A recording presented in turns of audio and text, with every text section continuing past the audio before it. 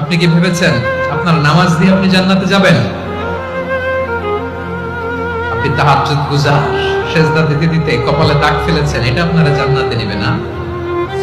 আপনি এলাকার সবচেয়ে বড় হাতেম তাই দানশীল, এই দানের ভরসায় বসে আছেন।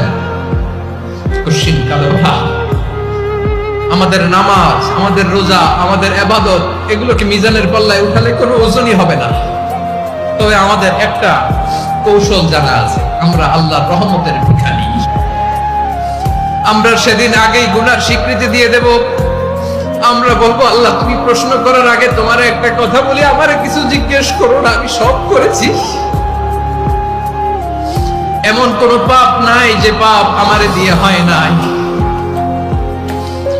তোমার রহমত দিয়ে তুমি জান্নাতে পাঠাবা, তোমার দয়ায় জান্নাতে যেতে চাই, আমল দিয়ে না। পারবেন বলতে? কিয়ামতের দিন আমরা বলবো, আল্লাহ আমার আমল দিয়ে জান্নাত চাই না, আমি তোমার দয়া দিয়ে জান্নাত চাই।